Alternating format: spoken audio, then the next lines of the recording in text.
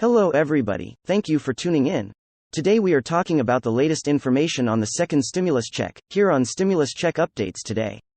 If you are new to the channel, make sure you subscribe.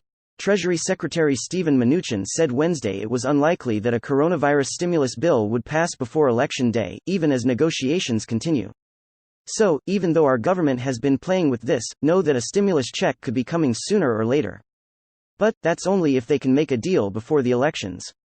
I'd say at this point getting something done before the election and executing on that would be difficult, just given where we are in the level of details, but we're going to continue to work through these issues, Mnuchin said Wednesday at the Milken Institute's Global Conference after meeting with House Speaker Nancy Pelosi.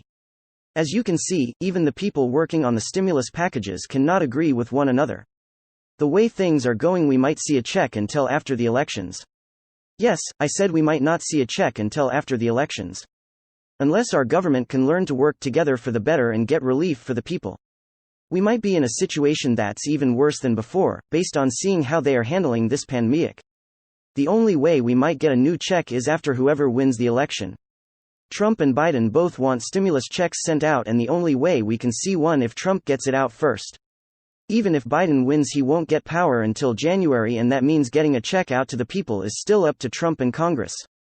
There are money issues, but there are also policy issues, Mnuchin said. The bill that the House passed is close to 1,600 pages. The importance is in the details. We're going through language. The only details that really matter is a new check. Americans of all walks of life are in need of help, and these clowns are treating us like we do not matter. If they really cared and understood that without these checks and unemployment benefits, many people will not make it through this. I'm sure depression and even the suicide rate might have increased after the fact that many people are in such a hole that hope isn't in their mind. Our government is crushing everyone's hope to be able to make it through this pandemic without being thousands of dollars in debt or losing everything they have. Families have mouths to feed and bills to pay, and without this help, many kids and their parents are going to go into a new level of poverty that we haven't seen since the last Great Depression. If only we had a non-corrupt government that knows how to put the people first.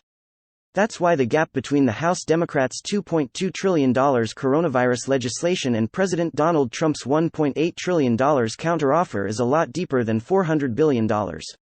It's mainly because they are making this into a political game. No matter what happens, they get to go home with their paycheck even if they don't do their jobs and help the American people. It's absurd. This is a battle not just about funding but what you're going to do with the money, said Frank Pallone Jr., who as chair of the House Energy and Commerce Committee has led the fight to include a national coronavirus testing policy in the next stimulus bill. Trump has no plan, and he continues to say the virus will disappear on its own and everybody will be tested, which is not true, said Pallone. If you don't spend the money to crush the virus, if you don't have a national plan to achieve this, then the money doesn't even matter. Mnuchin argued in favor of a smaller bill targeting relief for those industries hit hardest by the pandemic, which Democrats have rejected. Both sides also have agreed on another $1,200 stimulus payment for taxpayers. Why don't they just get out a bigger bill that has what both sides want? Nobody but the Republicans care about the price tag of this bill, and the true cost will be American lives. The all-or-nothing approach doesn't make sense, he said. After Mnuchin and White House Chief of Staff Mark Meadows asked congressional leaders to pass a bill to spend the unused Paycheck Protection Program funds, around $130 billion, Senate Majority Leader Mitch McConnell said his chamber would do just that when it returned to Washington next week. McConnell has offered up other stimulus bills representing his priorities but not those of the Democratic senators whose votes he needs under Senate rules to advance the legislation. Just last month, the Senate failed to pass a $500 billion GOP-drafted measure that protected businesses against coronavirus-related lawsuits and increased taxpayer subsidies for religious and other private schools, but no stimulus payments and no state and local aid. They clearly don't care about the individual people and their families. It's all about the businesses. That majority shouldn't be open right now at the risk of spreading this virus further. He said the administration has compromised significantly in agreeing to provide federal aid to state and local governments, which Trump just a week ago derided as a bailout to poorly run, high-crime Democrat states. We don't want to bail out pensions, we don't want bad practices, Mnuchin said. But we also want to make sure policemen, firemen, first responders don't get laid off. Still, with the presidential election just 3 weeks away, politics is entering into the discussions as well, Mnuchin said. He suggested Democrats may not want to give Trump a win before Election Day. I think that definitely is part of the reality, he said. That's definitely an issue, but the president is very focused on, when he wins, we will need to do more. So that's part of the reason to continue to work on this.